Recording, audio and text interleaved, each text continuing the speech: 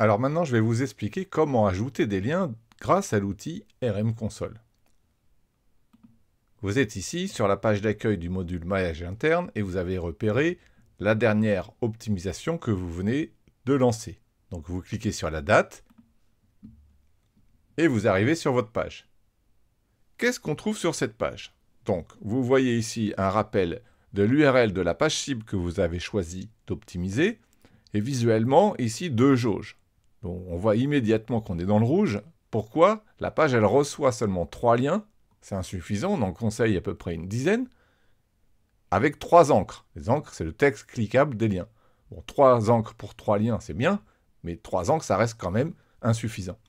Si vous voulez plus d'informations sur cette fameuse URL cible, vous cliquez ici et vous avez un rappel. Alors, je vais vous détailler tout ce qu'on trouve dans cette page, et ensuite, je vais vous montrer comment on rajoute des liens concrètement. Vous, quand vous aurez l'habitude, vous verrez que c'est très rapide. Vous cliquez immédiatement sur les boutons pour rajouter des liens et vous gagnez un temps fou. Mais là, pour la première fois, vous avez besoin de comprendre toutes les informations qui sont fournies. Que faire ensuite? Eh bien là, on vous dit, ok, la page cible elle ne reçoit que 3 liens, il en faudrait au moins 7 autres. Parce qu'on a établi que 10, c'est un bon indicateur. C'est pas mal d'avoir au moins une dizaine de liens entrants. Si vous n'en avez que 8, c'est pas non plus un drame, hein, ok? Voilà. Pareil pour les encres. Donc ici, il faudrait rajouter au moins 7 liens. Qu'est-ce qu'on voit un peu plus bas?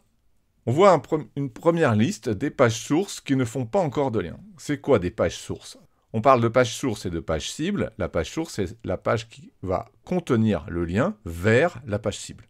Notre algo IA a identifié parmi toutes les pages du site celles qui ont une bonne proximité sémantique avec la page cible, parce que c'est que dans ces conditions que le lien sera intéressant, et aussi des pages qui sont assez puissantes, afin que si on rajoute un lien dedans, eh bien ce lien soit efficace pour booster la page cible. Donc on a un algorithme qui utilise tout un tas de données qui viennent de RMTech, qui viennent de Search Console, et un score est calculé pour montrer dans quelle page ça serait le plus rentable en fait de rajouter un lien. Donc ici dans ce tableau, on voit 5 pages dans lesquelles ça serait intéressant de rajouter un lien, trié par score. Vous pouvez avoir plus de données en cliquant sur voir plus de colonnes, par exemple la profondeur dans le site, le nombre de liens entrants et les performances depuis un an de chacune des pages. Si vous voulez vous concentrer sur les premières colonnes, eh bien vous cliquez à nouveau sur voir moins de colonnes. Je continue, on va y revenir tout à l'heure. Vous pouvez les télécharger au format Excel. Vous pouvez vous dire, c'est bizarre, leur algo, il n'a pas identifié une page dans laquelle je trouve que ça serait intéressant de rajouter un lien. Ou même peut-être plusieurs. C'est possible de déclarer à notre outil, ok, j'ai envie d'ajouter un lien depuis une autre page. Donc on va voir ça tout à l'heure. Pour l'instant, ce tableau il est vide parce que je ne l'ai pas encore fait. Parmi les pages sources intéressantes identifiées par notre IA, certaines font déjà un lien. Ça reste intéressant à savoir. Donc ici, elles sont listées. Bon, dans mon exemple, j'en ai qu'une, mais vous pourriez ici avoir toute une liste. On continue. On va s'intéresser maintenant au texte de lien. Alors le texte de lien, encore texte, c'est vraiment très stratégique de bien le choisir. Je ne vais pas pouvoir vous lister tous les conseils sur le choix du texte de lien, mais en gros, sachez que ça doit correspondre à des mots-clés pour la page cible, et ça doit être aligné parfaitement avec votre audience, avec ses intentions de recherche, avec son vocabulaire. Donc ici, on va vous lister tout un tas de textes de liens qui sont intéressants à exploiter. Pourquoi? Parce que c'est exactement ce que votre audience a utilisé dans Google depuis un an pour trouver cette page cible. Donc ici, c'est une page sur comment faire le grand écart facial. Donc Google, il nous dit, ben voilà, la page, elle est pertinente sur toutes ces requêtes-là. Et donc, il y en a énormément. Alors, vous remarquez que certaines sont en noir, il y a certains mots qui sont en rouge. En rouge, comme c'est indiqué ici, ça veut dire qu'il y a des mots utilisés par l'audience, mais que personne n'a eu l'idée d'utiliser dans des textes de liens internes actuels. Donc en gros, sur ce site, il n'y a aucun lien vers la page sur le grand écart facial qui utilise le mot gymnastique, ou qui utilise le mot anglais, ou qui utilise le mot exercice, etc. Alors si je veux le bilan de tous ces mots absents, je ne vais pas aller regarder juste là ce qui est en rouge, et puis continuer, etc. Ça va être un peu trop long. Non, j'ai un autre tableau qui est en dessous et qui me fait le bilan. Faire, ou exercice, ou gymnastique, voilà des mots qui sont très utilisés par mon audience et pourtant que j'ai complètement oublié d'utiliser dans mes textes de liens actuels. Donc ici, rien qu'avec ça me donne des pépites. Ça me donne des super idées de mots à utiliser dans mes futurs liens que je vais rajouter vers ma page cible. Je reviens ici parce que je suis passé un peu vite. Il y a encore d'autres informations. Ou plutôt, des petits outils. Vous voyez ici les petites lettres G ou alors l'espèce de Pac-Man. Qu'est-ce qui se passe? Si je clique sur G, ça va tout simplement lancer la requête grand écart facial, le mot-clé que j'avais choisi ici. Je peux aussi cliquer sur le bouton en vert, ça va faire la même chose, mais cette fois-ci en restreignant à mon site. Donc ici, j'ai que les pages de mon site qui parlent de grand écart facial.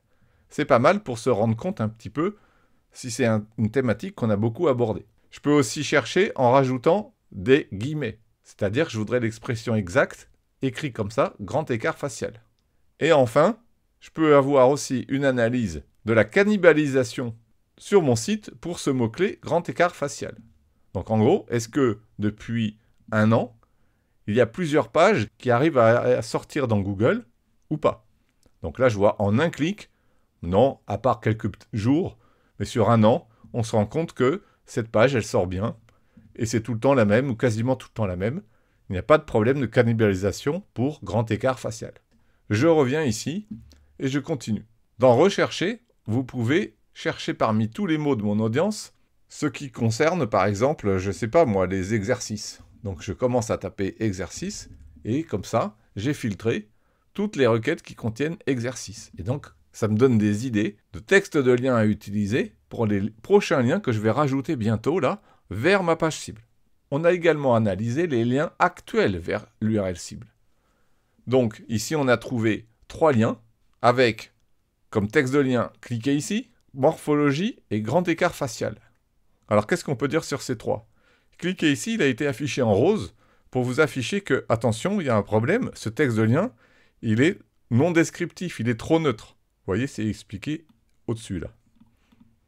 Donc là, ça serait bien d'aller le modifier. Également, le texte morphologie, il a été choisi par quelqu'un pour rajouter un lien dans cette page vers ma page cible. Le problème, pas souligné en rouge, c'est que personne de mon audience n'a jamais utilisé ça dans ses requêtes. Donc, peut-être qu'il y a un écart qui est trop grand entre le vocabulaire que j'utilise sur mon site et le vocabulaire utilisé par mon audience. Donc là, ça serait pas mal d'améliorer ça. Par contre, grand écart facial, il n'y a rien à dire, il est très bien. Alors maintenant qu'on a vu tout ça, on va pouvoir voir comment rajouter des liens facilement, en gagnant du temps, et surtout en choisissant les bons textes de liens. Alors je vous remontre le schéma que je vous ai montré dans une autre vidéo, où on avait choisi la page cible à optimiser, donc c'était l'étape 1, et là vous avez compris qu'on est en train de travailler sur les étapes 2 et 3. On va bientôt parler aussi de l'étape 4. Donc la première chose à faire, c'est de choisir dans quelle page je vais rajouter un lien. Donc on va regarder ça. À cet endroit-là, dans cette page, il faudra bien que je rajoute un lien. Donc il faudra que je choisisse le texte de lien. Et là, l'outil va m'aider automatiquement en me suggérant le meilleur texte de lien à utiliser. Je vais vous expliquer ça. Donc je reviens en haut, et là, je vais me mettre à rajouter des liens. Je vais dans le premier tableau, qui me dit, ben voilà, la meilleure des pages dans laquelle il faudrait rajouter un lien, c'est celle-là. Elle a une puissance de 1000. Et pour ça, vous cliquez sur « À traiter ». Pourquoi à traiter? Je n'ai encore pas rajouté de lien, donc je clique sur ce bouton. Donc là, vous avez 3 options possibles. Première option, vous allez ajouter un lien avec l'assistance de l'IA. Deuxième option, vous n'avez pas besoin de l'IA et vous allez ajouter le lien exactement comme vous avez envie de le faire. Troisième option, vous allez dire non, finalement, cette page-là, cette page source, elle n'est pas assez pertinente ou alors je ne peux pas rajouter de lien, je voudrais le signaler. Si jamais c'est votre cas, vous cliquez sur je ne veux pas ajouter de lien et comme ça, vous passerez à la page source suivante. Donc évidemment, je vais utiliser l'option 1 qui est la plus efficace Et là, on vous parle de l'algorithme basé sur la méthode IATG. Donc vous avez un lien pour en savoir plus. C'est quoi IATG? C'est une méthode qu'on a inventée chez MyRankingMetrics et qui a comme objectif de réduire l'écart entre les mots utilisés dans les liens internes de votre site et les mots utilisés par votre audience. Plus il y a d'écart, plus ce sera difficile d'optimiser pour les bons mots-clés. Et donc, vous allez réduire cet écart. Comment? Eh bien, notre algorithme, à chaque fois que vous voulez rajouter un lien, il va identifier quel est le meilleur texte de lien possible. C'est tout le temps des mots qui sont pertinents. C'est des mots qui vont réduire l'écart entre ce que votre audience utilise et les mots que vous avez déjà utilisés. Donc, vous n'avez pas à vous soucier du texte de lien. Vous n'avez pas à vous soucier est-ce que je l'ai déjà utilisé ou pas. Tout est automatisé. Si jamais cette encre grand écart gymnastique en anglais, vous trouvez quand même que c'est pas une bonne idée, c'est possible, mais ça peut arriver, eh bien vous cliquez ici et vous aurez une autre suggestion. Donc là, par exemple, je vais partir sur grand écart en anglais. OK. Comme je suis un petit peu feignant, ou plutôt je voudrais gagner du temps, eh bien je vais demander à l'IA de me rédiger une phrase. Alors voilà le résultat, j'ai une phrase qui a été entièrement rédigée, incluant un lien vers ma page cible, qui utilise le bon texte de lien. Si jamais je trouve que ce n'est pas exactement la meilleure phrase ou le meilleur texte de lien, je peux toujours demander de générer une nouvelle phrase. Voilà, donc si jamais je suis satisfait de cette phrase, je copie ici la phrase, et j'ai plus qu'à la coller dans mon site, dans l'éditeur WordPress, PrestaShop, Shopify ou ce que vous voulez. Et ensuite, vous dites, OK, j'ai ajouté ce lien dans ma page. Donc voilà, ici, il est marqué comme déjà ajouté. Je passe au suivant. Je n'ai pas besoin d'aller réfléchir à quel texte de lien je pourrais utiliser, quel mot je n'ai pas encore utilisé ou trop utilisé. Non, vous faites confiance à l'algo IATG, il va bosser pour vous. Donc je vais dans la page suivante. Donc la page suivante, c'est le comment faire le grand écart latéral. Ça semble assez logique de faire un lien vers l'autre, le facial. OK, je clique sur « À traiter ». Et là, il va me dire comment faire le grand écart facial, tout simplement. Ça pourrait être un bon texte de lien. Bah oui, effectivement. Donc, une fois de plus, je peux dire « Génère-moi une phrase ». OK, j'ai une phrase. Parfait. Avec le bon texte de lien. Je copie. Je dis que j'ai ajouté ce lien. Et je continue. Maintenant, on va prendre un autre exemple. Ici, je vais dire, non, moi, j'ai ajouté un autre lien que ce que l'IA avait envie de me proposer, là. J'ai ajouté un autre lien. Soit vous êtes quand même basé sur le conseil ici de l'encre, comment faire le grand écart, soit vous avez carrément changé. Vous êtes libre, ok? C'est un outil, c'est bien vous qui décidez au final. Donc là, je peux très bien dire de temps en temps, non, moi, j'ai ajouté un autre lien. Ok. Au passage, si vous recliquez sur « Déjà ajouté », on vous rappelle le lien que vous avez ajouté avec quelle encre. Comme ça, vous n'avez pas perdu l'information. Voilà, bah, je continue comme ça. Et peut-être que vous n'avez pas envie d'ajouter des liens dans toutes les pages sources suggérées ici par notre outil. On vous conseille de le faire, mais éventuellement, vous ne pouvez pas les faire tous. Bah, ça peut arriver. Donc, vous n'êtes pas forcément obligé de tout remplir. Voilà. Moi, je vous conseille quand même de l'exploiter au maximum. Maintenant, je vous ai dit que ça peut arriver que notre algo n'a pas identifié une des pages de votre site qui pourtant, selon vous, est pertinente pour aller rajouter un lien. Donc, dans mon exemple, ici, vous voyez cette danseuse, apparemment le grand écart, elle sait faire, et ça serait intéressant dans cette page de rajouter un lien vers le grand écart facial. Je prends l'URL, dans autre page source de mon choix, je clique sur ajouter un lien depuis une autre page source, j'indique bien l'URL dans laquelle je vais rajouter un lien, et une fois de plus, je vais me faire aider pour obtenir un lien. Bon voilà, vous avez compris, hein, vous générez une phrase, vous copiez, vous ajoutez le lien, et on est bon. Voilà. Donc elle va être affichée ici. Bon bah là, on a bien bossé. On a rajouté un certain nombre de liens, 4. En tout cas, on a déclaré avoir ajouté 4 liens. Bah, c'est déjà pas mal. Moi, mon conseil, attention, c'est que tant qu'à travailler pour une page cible, allez jusqu'au bout. Ne dites pas la semaine prochaine, j'en rajouterai. Non, vous faites tout maintenant. Donc, Là, 4, c'est bien, mais s'il y a d'autres possibilités de liens intéressants, pertinents, comme les 2 qui sont là, bah, continuez.